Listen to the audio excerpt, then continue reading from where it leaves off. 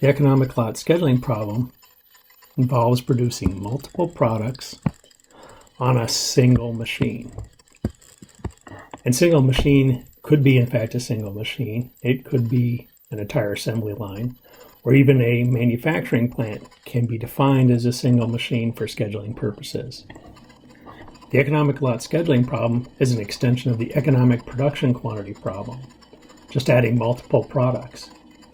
The economic production scheduling mathematics and theory doesn't apply to this problem because there's a shared resource. If you try to schedule products individually based on the economic production quantity, it won't work because eventually you'll have what's called interference, or the need to manufacture two products at the very same time. The economic lot scheduling problem occurs because of productivity of production equipment increasing and product options.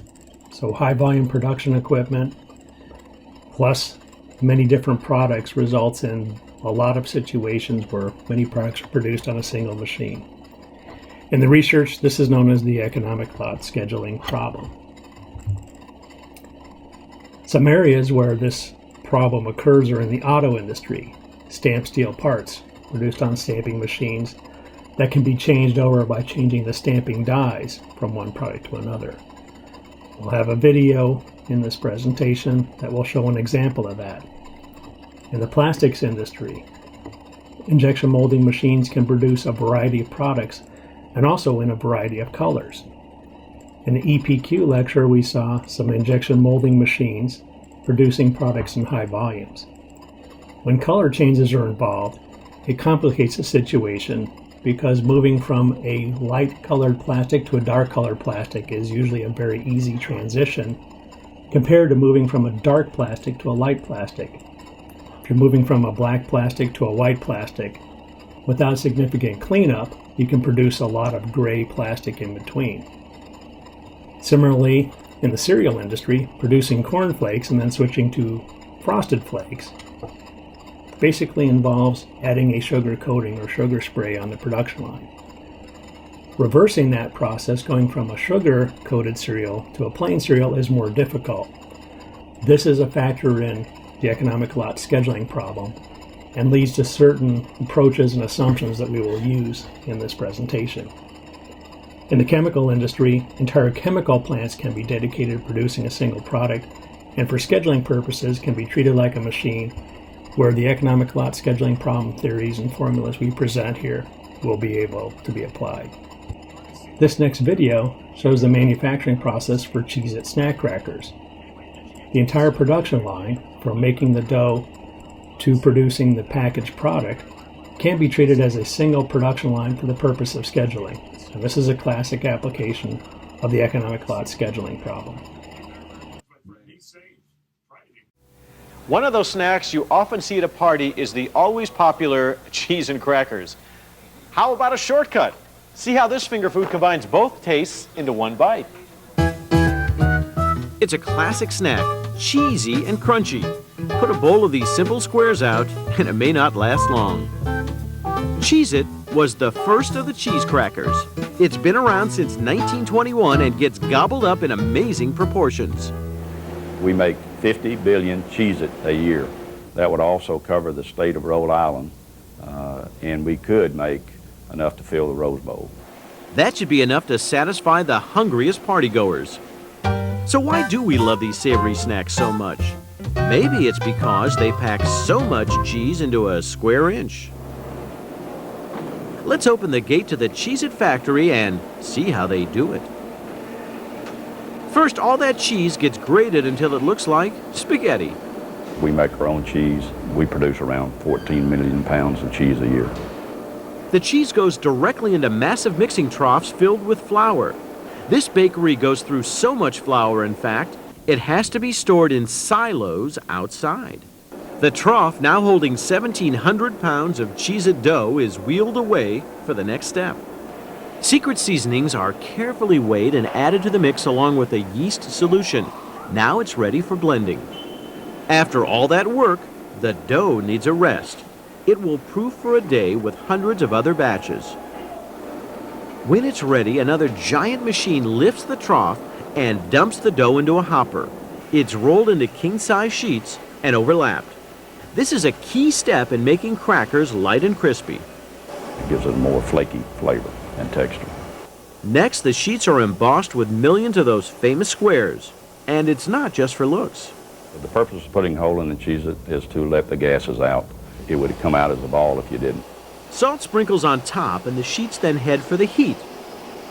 They're toasted over open flames in an oven that's longer than a football field. The ovens are some of the largest ovens in the world, and they are definitely the largest ovens in the United States. Now that we've got a fresh baked sheet of crackers, another nifty device carefully shatters it into bite-sized bits. We run it into what we call breaker bars that are nothing more than a bunch of fingers going at the same speed that the oven band's going, and it breaks it up into single pieces. About 50,000 boxes are filled in just an hour. That would make for one big party. The LSP problem has been studied in academia, and large corporations have also studied it, but the results are not very well known. There's a lack of common terminology. This terminology involves the variables used to describe the problem and some of the terms and some of the assumptions. Much of the basic research was done in the 1950s and 1960s. It is not well known because it is considered dated, even though it is very applicable to today's problems. One of the biggest challenges is that the problem becomes complex very quickly, mathematically insoluble with even the best computers we have. In this class, we will present a couple of formulas and a couple of concepts that are very useful, very robust for trying to get a basic understanding of managing the problem and really understanding the mechanics of these problems. We will make an assumption in this work that a manufacturing facility is following a cyclical schedule. Cyclical schedule means that they're going to be producing products in a sequence that will be continuously rotated. In this example, in the production schedule, we're producing product 1, then product 2, then product 3, and then repeating this sequence back to product 1, product 2, product 3, and so on. Most companies follow a cyclic schedule because of setups. In the examples of injection molding with different colors, or in serial production with setups where it's easier to go from one product to another but not reverse, companies come up with a schedule that is the most efficient in terms of minimizing the setup times. That schedule, if repeated, creates the most effective use of the production capacity, and so many facilities use cyclical schedules. Cyclical schedules also allow for the development of some useful theory, which we will show here. This graph above shows how the inventory changes according to the production schedule. We look at starting off the cycle with product 1 being at 0 inventory. Production of product 1 starts after a setup. We get to the maximum inventory, turn off the production, and set up and begin production of product 2. Then, after a break, set up and begin production of product 3, and this process will repeat. When the inventory gets back down to 0, we repeat this process again. This is our production cycle. We start at 0 and end at 0 with product 1. The inventory level for product 2 is the same at the beginning and the same at the end. Same for product 3. The beginning inventory and the inventory are the same. All 3 products are produced once within this cycle. For cyclical schedules then, we merely have to define the cycle length, T sub C. In the case of product 1, it starts at 0, goes to a peak, and back down to 0. Product 2 will go from 0 to the peak back to 0 in that same length of time, as well as product 3. And if we have the cycle length long enough, we can fit in all the production. In this example, we have some idle periods, which can be used for preventative maintenance, for example. Specifying the cycle determines everything in the problem. Once we know the cycle, it's possible to determine production times. We can determine the maximum inventory levels. The entire problem is defined by the cycle length. That's one of the advantages of cyclical schedules. There are many assumptions that go into this cyclical scheduling model. Two of the important ones are that we have sequence-independent setup times and setup costs. Now in practice, we may not have a sequence-independent setup, meaning the setup time depends on the sequence. Again, the example of cereal, cornflakes to frosted flakes, is an easier transition than the reverse.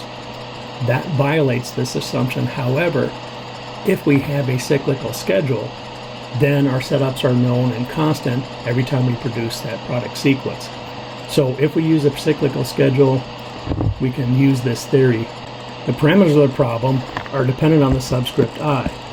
So in other words, we have a DI, meaning D1, D2, D3, to define the demand for products 1, 2, 3, 4, 5, a production rate, P1, P2, P3. We refer to that generically as P subscript I for the production rates of each product.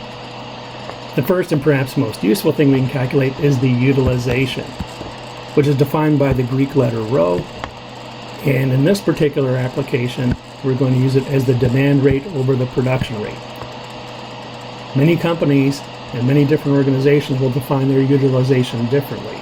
So it's important to ask that question. How are you defining the utilization? Shouldn't be afraid to ask that. It's a very good question. How are you defining utilization? Here it's production rate over demand rate. So suppose the demand rate for product 1 is 10 units per day, and the production rate for unit 1 is 100 units per day.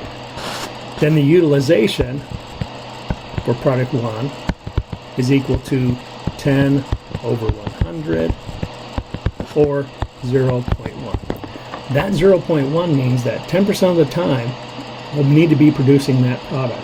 If you walk in the facility, 1 out of 10 times you should see that product being run. It's going to take 10% of the total capacity. And this is going to be an important concept. We have to have the demand being lower than the production rate, otherwise we can't produce the product.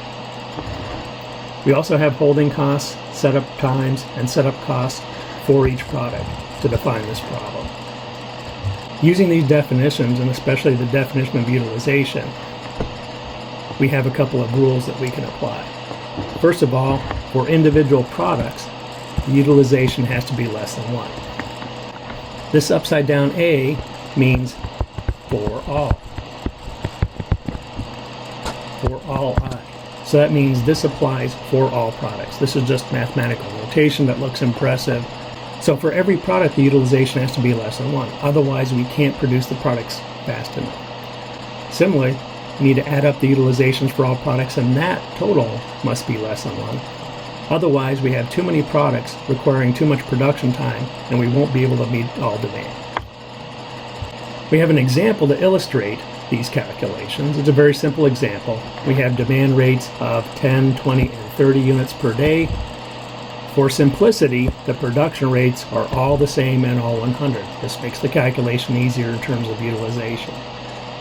The holding costs are simple integer values. They're fairly high. Dollars per unit per day means this has to be a very high-priced product.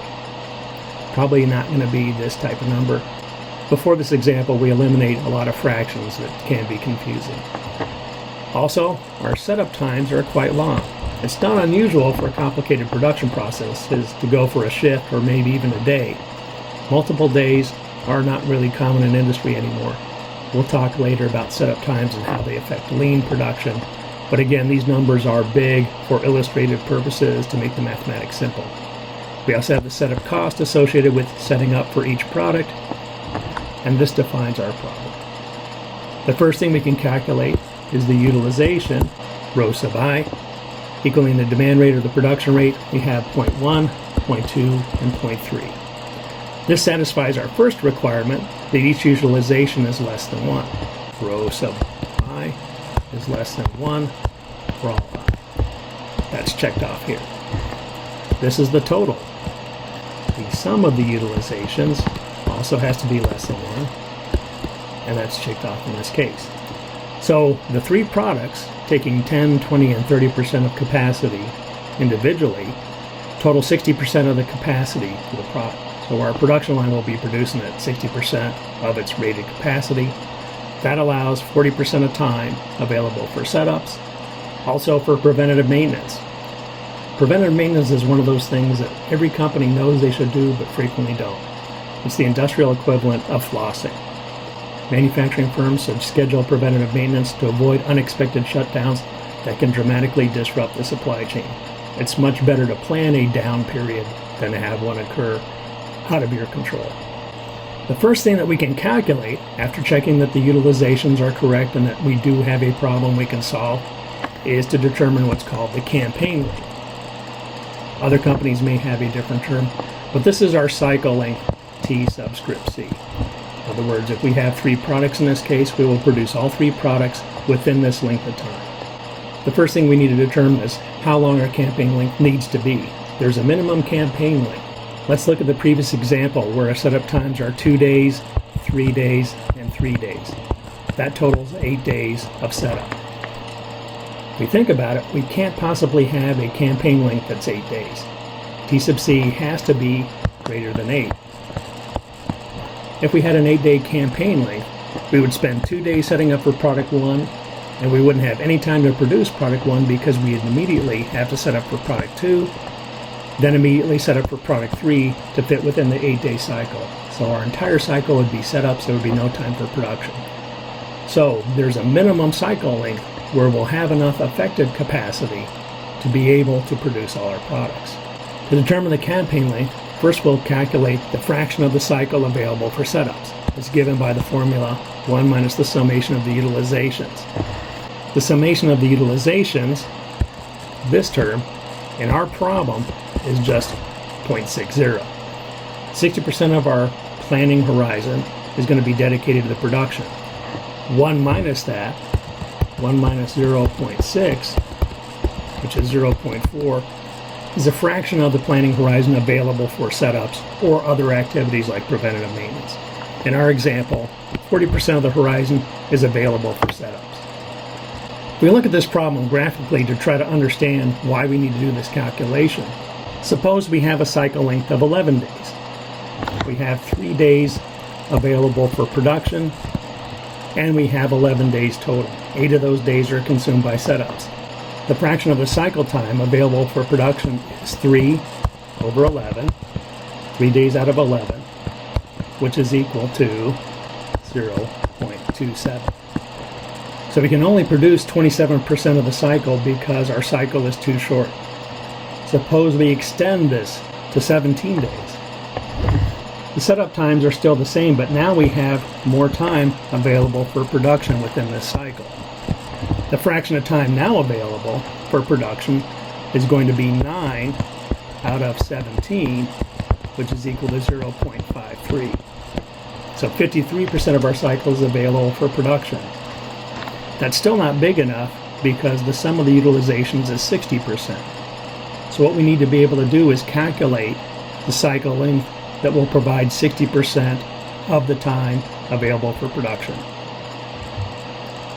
This may look a little confusing at first, but to determine the minimum cycle time, the amount of time that's available is going to be this term, which is 0.40 in our problem. Sum up the utilizations for all the products, in other words, what fraction of the cycle is required for production.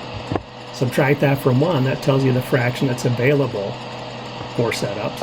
If we multiply by the cycle length, that will give us the number of days available for setups. So for example, suppose we want to use T sub C equal to 10 days.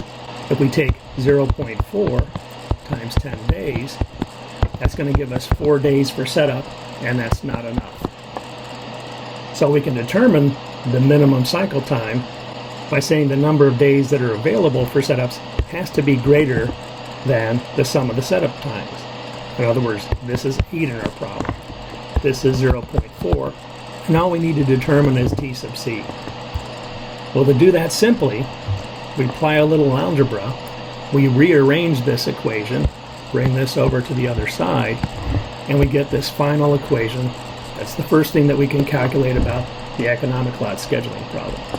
Take the sum of the setup times, divide by 1 minus the utilization, and that's the minimum cycle time that we need to have. If we pick a cycle time exactly equal to this term, then we would be doing a setup, producing, doing a setup, producing, doing a setup repeatedly with no idle time and no opportunity for breakdowns, unexpected demands, That would be the theoretical minimum cycle time. In our particular problem, the sum of the utilizations is 0.6. We subtract that from 0.1. We again get the 40% or 0.4 fraction of the cycle available for setups.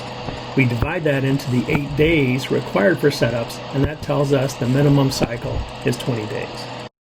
This next video, which shows a commercial for Cheez-Its, shows an application of the economic clock scheduling problem, specifically the minimum cycle calculation we just did. What you got there? Oh, Cheez-It Grooves. It's a Cheez-It, but it's light and crispy like a chip, kind of the best of both worlds. There's more than one world? No, They're among us? It's just... You're one of them! Help! He's got a probe! It's a pen. We take the time for our cheese to mature in our Cheez-It Grooves.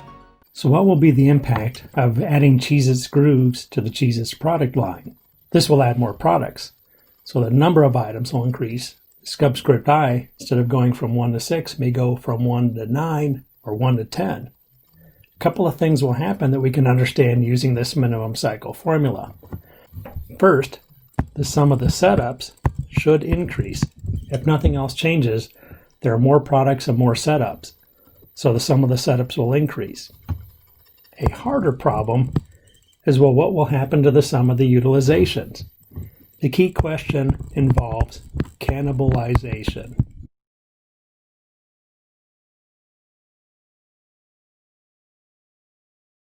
In other words, what is going to happen to the demand for our products? Will these new products increase the demand overall for Cheez-Its? Or will this cannibalize sales? Somebody's going to move from a normal Cheez-It or a white cheddar Cheez-It to the new Cheez-It Grooves, simply shifting over from one product to the next. So this term may increase, or it may stay the same if there's a lot of cannibalization. Then this total term will decrease because we're subtracting the sum of the utilizations from 1. If we're increasing the total setups and we're decreasing the denominator, in other words, we're increasing the demand, we're increasing the utilization, this cycle length and the minimum cycle length will increase, which, as we'll see, will increase the inventory levels and increase costs. This formula will help us calculate that. An important point to note is that the sum of the utilizations, when that gets to be about 85%, 0.85 or 85%, that tends to create problems in any type of system. Once you get above 85% utilization, you're going to have increased lead times, you're going to have increased delays, difficulty switching products. Any kind of breakdown will create a problem. So as a general rule of thumb, when the utilization gets to be in the range of 85% or more, you'll usually have problems in your supply chain.